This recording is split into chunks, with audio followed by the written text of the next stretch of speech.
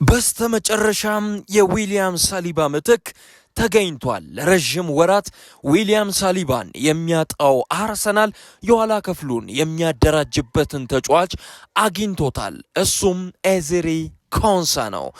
አርሰናሎች ይህንን እንግሊዛዊ የመሃል ተከላካይ እንዲሁም የቀይ መስመር ተመላላሽ ተጫዋች ማስፈረማቸውን ፋብሪዚዮ ሮማኖ ይፋ አድርጎታል።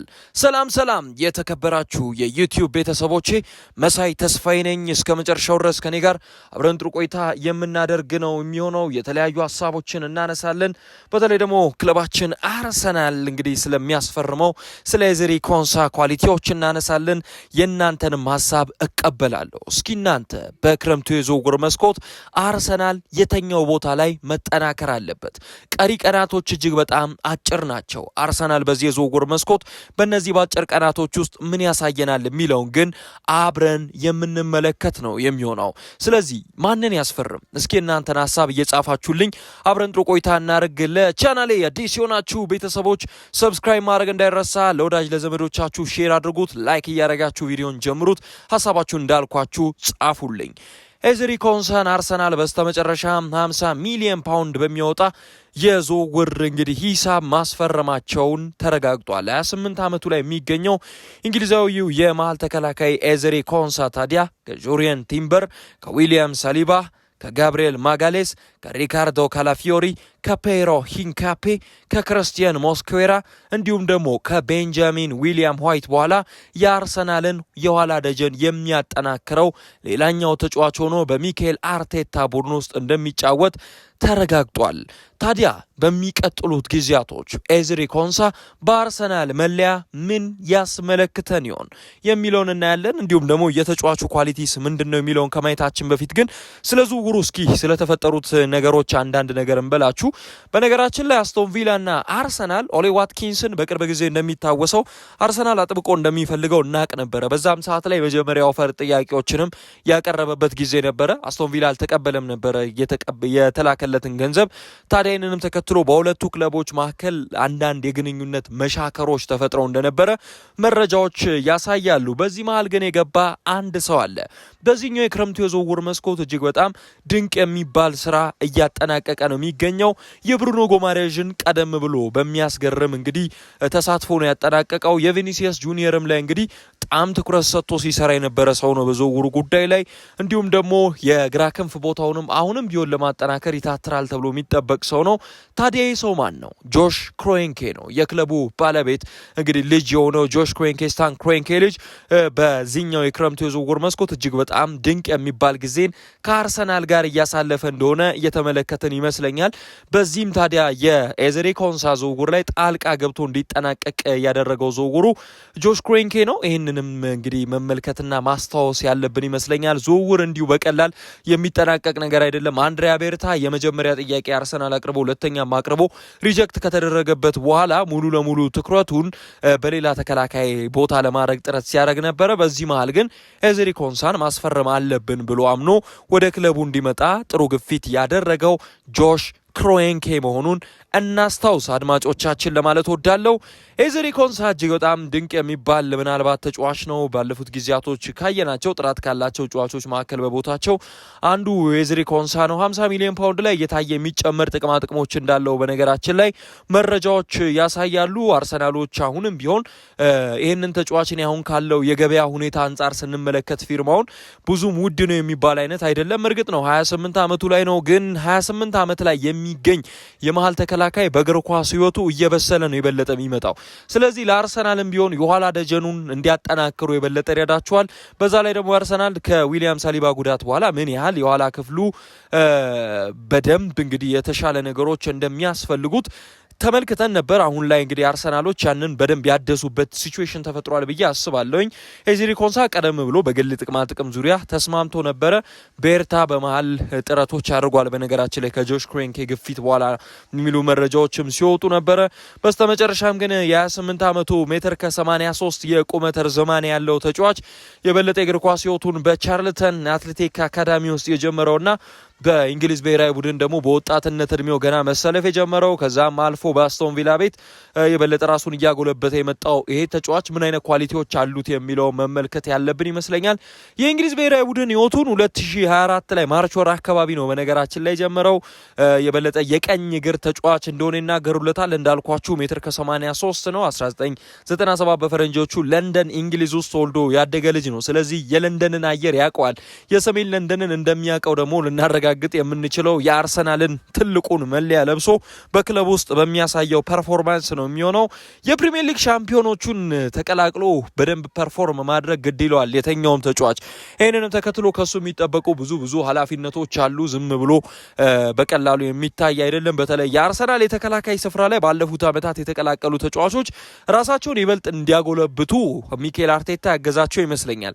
እኔ ብዙ ጊዜ የፊት መስመር ተጫዋቾች ትኩረት ይሰጣቸዋል፣ እንዲሁም ደግሞ በሚጫወቱበት ቦታ ላይ ጎልም አሲስትም ስለሚያደርጉ እግር ኳስ በአጠቃላይ ለእንዲህ አይነት ተጫዋቾች ትኩረት ትሰጣለች። ግን የተከላካይ ስፍራ ተጫዋቾች ላለፉት ዓመታት በአርሰናል ቤት እጅግ በጣም ክሬዲት እየተሰጣቸው ያለ ይመስለኛል። ምክንያቱም እድገት ካያችሁ በእድገት ደረጃ የተከላካይ ስፍራ ተጫዋች ቦታ ላይ የሚጫወቱ ተጫዋቾች በአጠቃላይ በአርሰናል ቤት ሻይን እያደረጉ መጥተዋል።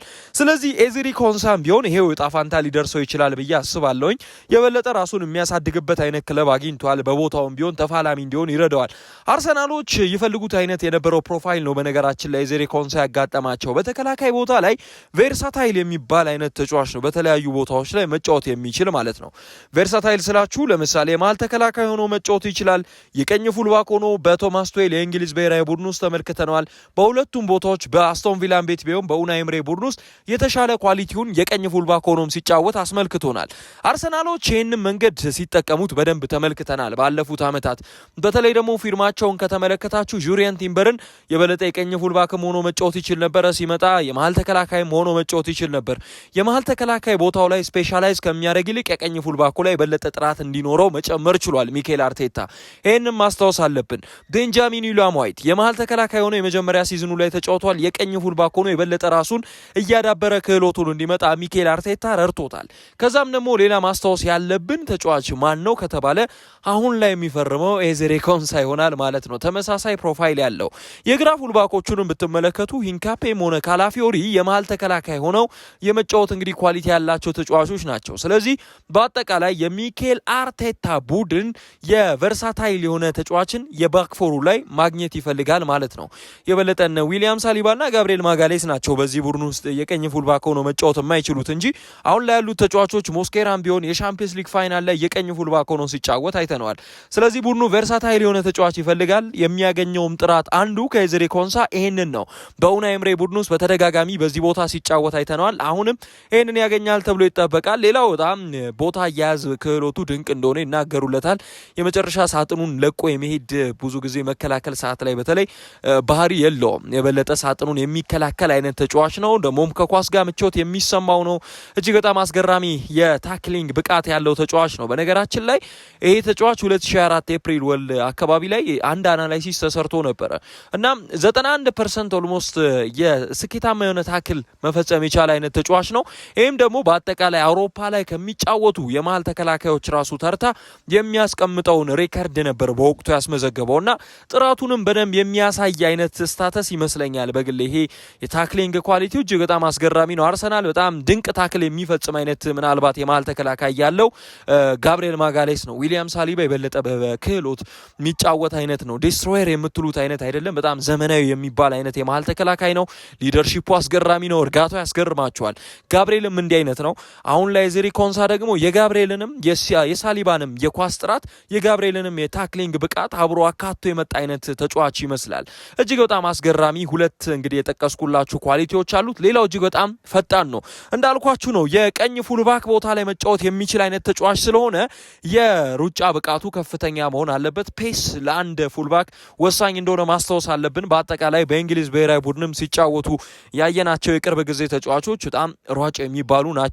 የዛ ቦታ ላይ በተለይ ካያችሁ በእግር ኳስም የመሃል ተከላካይ ሆነው የሚጫወቱት የቶማስ ቱዌል ተጫዋቾች ባለፈው የዓለም ዋንጫ ላይ በጣም ፈጣን የሚባሉ ናቸው። አግሬሲቭም ሲሆኑ በዛው ልክ ነው። የበለጠ ግን ከኳስ ጋር ምቾት ተሰምቷቸው የሚጫወቱ ተጫዋቾች ናቸው። ስለዚህ ኤዝሪ ኮንሳ ያንን ኳሊቲ ማካተት የቻለ ተጫዋች ነው። በተለይ ደግሞ በመልሶ ማጥቃት እንቅስቃሴ ሰዓት ላይ የመሃል ተከላካይ ሆኖ የሚጀምር ተጫዋች ምን ያህል ፍጥነት እንደሚያስፈልገው ማስታወስ ያለብን ይመስለኛል። ይህንን ኳሊቲ ደግሞ በሚገባ ማሟላት የቻለ አይነት ተጫዋች ነው። ይህንን ደግሞ የሚቀጥሉት ጊዜያቶች ላይ የበለጠ እያጎለበተው ሊመጣ ይችላል ብዬ አስባለሁኝ። አርሰናል ቤት መከላከሉ ትኩረት ተሰጥቶ ስለሚሰራበት ማለት ነው። ሌላው አንድ ለአንድ ግንኙነትን በቀላሉ የምታሸንፉት አይነት ተጫዋች አይደለም። የበለጠ እንግዲህ የኳስ በሚይዝበት ሰዓት ላይ አንድ የፊት መስመር ተጫዋች እስኪለቀው ድረስ ታግሎ አንድ ለአንድ ግንኙነትን ማሸነፍ የሚችል አይነት ተጫዋች ነው። ቀድሞ ኳስን ንክኪ አድርጎ ከእግሩ ፈልቅቆ የመውሰድ የሚያስችል አይነት ኳሊቲ ያለው ይሄ ተጫዋች። ስለዚህ ይህም ቢሆን ለአርሰናል ይጠቅማል። አንድ ለአንድ በቀላሉ የሚታለፍ አይነት ተጫዋች እንዳልሆነ ማስታወስ አለብን። ሌላው የአየር ላይ እንግዲህ ኳሶችን የማሸነፍ ብቃቱ እጅግ አስገራሚ ነው። እንዳልኳችሁ ነው ኦልሞስት 6 ፉት ነው የተጫዋች፣ ሜትር ከ83 ቁመት ርዝማኔ ያለው ተጫዋች ስለሆነ የአየር ላይ ግንኙነቶችን በቀላሉ ሊያሸንፍ ይችላል። የአየር ላይ ግንኙነት ምን ያህል ማተር እንደሚያደርግ እናውቃለን። ያው በፕሪሚየር ሊጉ ጠቀሜታ አለው። በዛ ላይ ደግሞ እንደ አርሰናል አይነት ከሴት ፒስ የበለጠ አድቫንቴጆችን ወስዶ ማስቆጠር የሚፈልግ አይነት ቡድን እንደ አይነት ተጫዋች ማግኘቱ ገጸ በረከት ሊሆንለት ይችላል ብዬ አስባለሁ።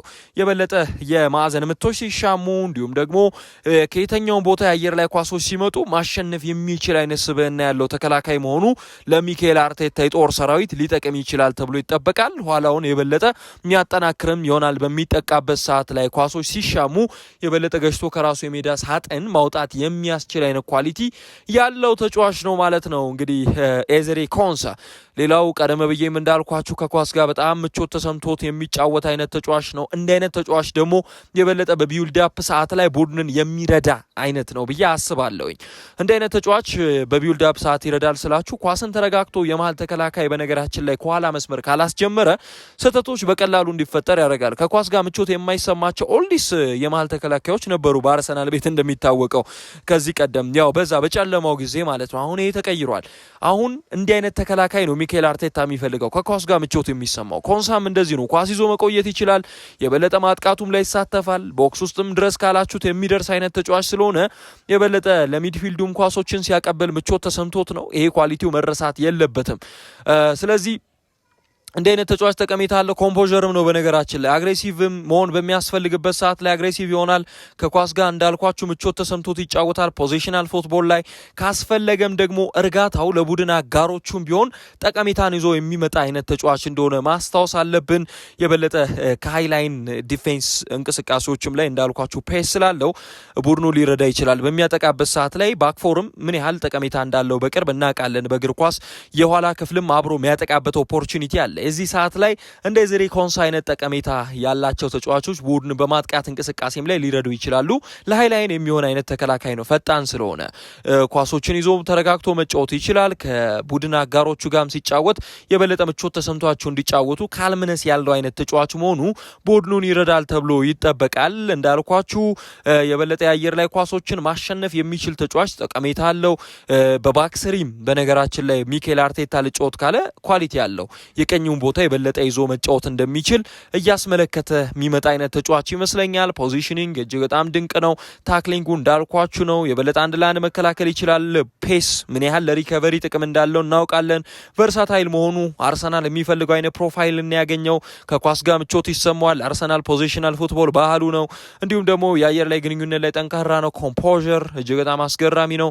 የፓሲንግ አቢሊቲው ላቅ ያለ መሆኑ ፊዚካሊ በጣም ጠንካራ ነው። ሌላው ደግሞ ማስታወስ ያለብን ነገር ከፕሪሚየር ሊግ ቡድን ወደ ፕሪሚየር ሊግ ቡድን የሚደረግ አይነት ዝውውር ነው። በቀጥታ ቡድን ውስጥ የበለጠ የፕሪሚየር ሊጉን ኢንቴንሲቲ ስለሚያውቀው የሚቸገርበት ሲቹዌሽን አይኖርም። የበለጠ ለአርሰናልም ሆነ ለሚካኤል አርቴታ የሚጠቅምበት አንዱ እንግዲህ አማራጭ ይሄ ይመስለኛል። ይሄ ተጫዋች ዲፌንሲቭ ኢንቴሊጀንሱ ላቅ ያለ እንደሆነ ማስታወስ አለብን ብዬ አስባለሁ። ካልኳችሁ ኳሊቲዎች አንጻር አሁን ላይ በአውሮፓ የሚፈለግ አይነት የተከላካይ ስብዕናን ያካተተ አይነት ተጫዋች ነው። ስለዚህ ከረንትሊ የወጣበት ሂሳብ እኔ ተጋነነ አይመስለኝም። በግል 50 ሚሊዮን ፓውንድ አሁን ላይ ያለው ማርኬት፣ ከዛም የበለጠ ተጫዋቾች እንግዲህ ሲወጣባቸው እንመለከታለን። ስለዚህ የተጋነነ ነው ማለት አይቻልም። ያው የበለጠ ይሄ ተጫዋች ደግሞ የሚያስገርመው አንድ ነገር የመጀመሪያ ጨዋታው ምናልባት ከአስቶን ቪላ ጋር እንደሚደረግ ይጠበቃል ማለት ነው። አሁን አርሰናል የኋላ ክፍሉ ተጠናክሯል። ያልኳችሁን ስሞች ቀደም ብዬ አስታውሱ። የአማካኝ ስፍራው ማይልስ ሉዊስ ስኬሊ፣ ማርቲን ኦዴጋርድ፣ ሚኬል ሜሪኖ፣ ኤቤሬቺ ኢዜ፣ ብሩኖ ጎማሬዥ እንዲሁም ደግሞ ኤታን ዋኔሪ፣ ማርቲን ዙቢሜንዲ ዙቤሜንዲ፣ ዴክለን ራይስን የያዘ የአማካኝ ስፍራ አለው። እጅግ በጣም አስገራሚ ቁጥሮችን ደግሞ ያካተተ የተከላካይ ስፍራ ተጫዋች ጨምሯል ማለት ነው። በኋላ ስፍራው ላይ በእንግሊዝ ብሔራዊ ቡድን የሚያውቃቸውን ተጫዋቾች ያካተተ አይነት ቡድን መስሏል። የዊሊያም ሳሊባን ፕሮፋይል በጥቂቱም ቢሆን የሚተካ አይነት ተጫዋች ሚኬል አርቴታ ያገኘ ይመስላል። ሲፈልግም የነበረው ይህንን ነው። እነ ጆሽ ክሬንኬ በዝውውር መስኮቱ ላይ ተሳታፊ ናቸው። አሁንም የፊት መስመሩን የመጨረሻ የማጠናከር የቤት ስራዎችን ይወጣል አርሰናል። ከዚህ በኋላ ባክፎሩን አያይም ማለት ነው። ለጊዜውም ቢሆን የበለጠ ሊያቸው የሚችላቸው ተጫዋቾች ማስታወስ ያለብን ደግሞ መከላከሉ ከዚህ በኋላ እኔ ክሊንሺት ጉዳይ ጥያቄ ውስጥ የሚገባ አይመስለኝም። አርሰናል የፊት መስመሩን ነው ካሁን በኋላ ያያል ብዬ ማስበው። የበለጠ ማጥቃት ላይ ተሳታፊ የሚሆኑ ተጫዋቾች በሚኬል አርቴታ ቡድን ውስጥ ካሁን በኋላ ትኩረት ሊሰጣቸው ይችላል ተብሎ ይጠበቃል። አይታወቅም። አርሰናል አሁን ላይ ባርኮላንም ቢሆን ጠልፎ ሊያመጣ ይችላል የሚሉ መረጃዎች ሲወጡ ነበረ በቅርብ ጊዜ። ስለዚህ መጠበቅ አለብን። ድንቅ ተከላካዮች ተካተዋል። እናንተ ምን ታስባላችሁ? ግን አርሰናል ድንቅ ስራዎችን ከወዲሁ እያጠናቀቀ ነው። የፊት መስመሩ በሚቀጥሉት ቀናት እልባት ያገኝ ይሆን? አብረን የምንመለከተው ይሆናል። አብራችሁኝ ስለነበራችሁ ጥሩ ቆይታ ከኔ ጋር ስላደረጋችሁ አመሰግናለሁኝ። ቻናሉን ላይክ ማድረግ እንዳይረሳ። ቻናሉን ሰብስክራይብ አድርጉ፣ ቪዲዮን ደግሞ ላይክ አድርጉ። ለወዳጅ ለዘመዶቻችሁ ቪዲዮ ሼር ማድረግ እንዳይረሳ። በቀጣይ አርሰናል ማንን ያስፈርማል አብረን እንመለከታለን። እንግዲህ የፕሪሚየር ሊጉም ጨዋታዎች ይመጣሉ። ሰፋ ያሉ ትንተናዎች ፖስት ማች ፕሪማች ከእናንተ ጋር ፖስት ማች እንዲሁም ከጨዋታው ፊት የሚደረግ ፕሬስ ኮንፈረንስን ይዤላችሁ እመጣለሁ። እስከዚህ ደቂቃ ድረስ አብራችሁኝ ስለነበራችሁ ላቅ ያለ ምስጋና ልሰጥ ወዳለሁኝ። ቸር ቆዩልኝ። ይመቻችሁ።